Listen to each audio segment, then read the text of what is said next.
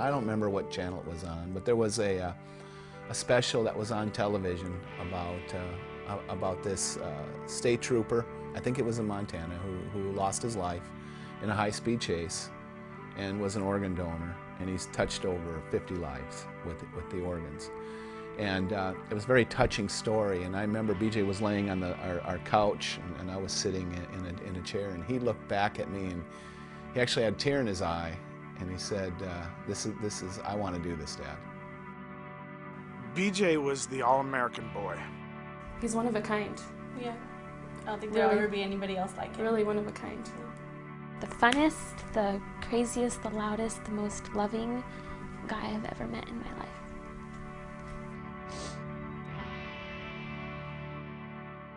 He had a huge heart, and he cared about everyone the same. He's just my best friend. By law, you will be asked if you want to register as an organ, eye, or tissue donor when you get your driver's license.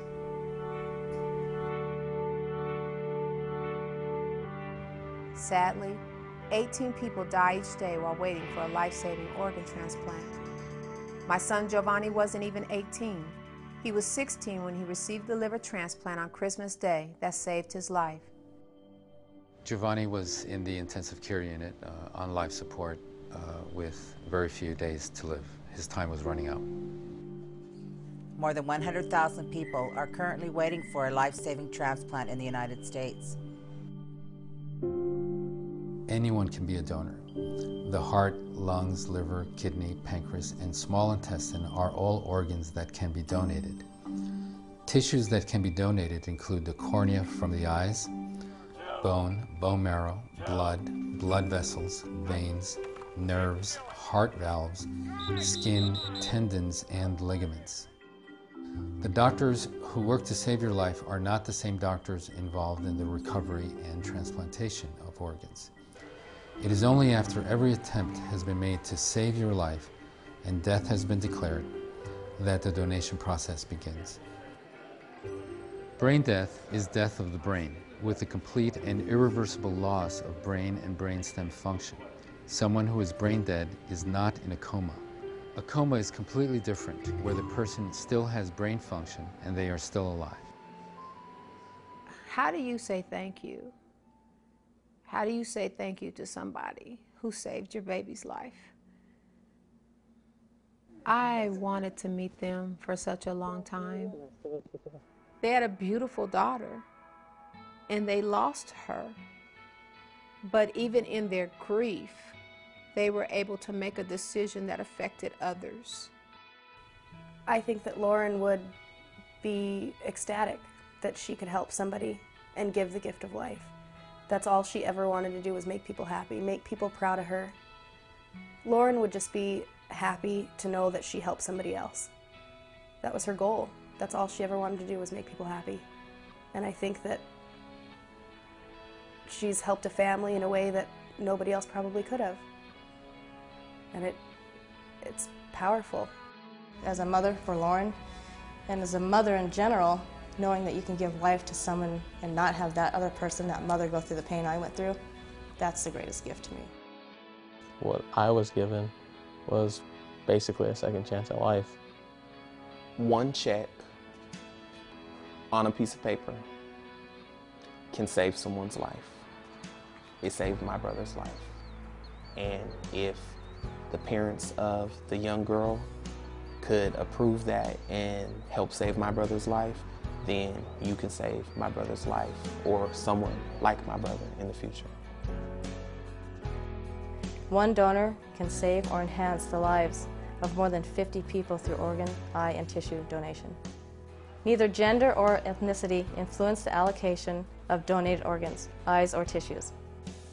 All age and medical history are factors. Anyone can register to be an organ, eye, and tissue donor. When a patient needs a transplant, his or her name is added to the National Transplant Waiting List. United Network for Organ Sharing, UNOS, is the organization in charge of the list and works with donation coordinators as organs become available for transplant. All costs related to donation are paid by the donation agency. Most major religions in the United States support organ, eye, and tissue donation, seeing it as a final act of love and generosity toward others. It gives me comfort knowing that he did something so amazing, and I see the pictures, and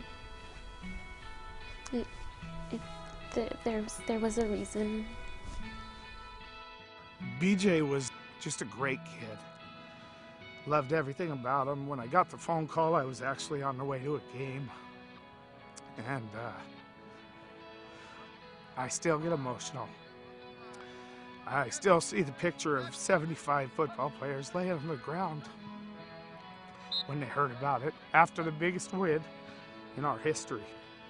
And it was like a bomb hit. Took us an hour and a half to get him off the field in a rainstorm. That day means it was amazing. I had been waiting on the transplant list. My family had moved to Seattle. We left Tahoe. BJ died in Daria's arms, and the second that he passed away, that he was pronounced deceased, they wheeled him out and into the operating room. You know, they just said, we've got it. We've got the perfect one. Sometimes I think maybe it isn't enough, but it is enough. It is enough to know that his love and the person he was continues in these other people. And his legacy is just beginning. BJ was their only son. They had a huge loss. They lost their son too early. And he'll never be here again, but I think it might give them a little peace of mind to know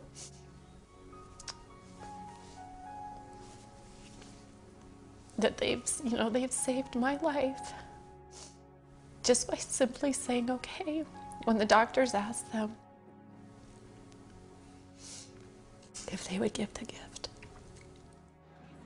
You may want to wish that you could do something great one day, and you actually can. You could actually save lives.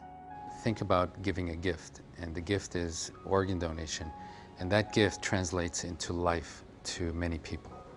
Organ donation saves lives. It helps people start all over again. You can register the following ways. When you get your driver's license. Online at donatelifetoday.com. Or by calling 877-275-5269 to request a brochure. Talk with your family. Tell them your decision and ask them theirs. It can make all the difference in the world.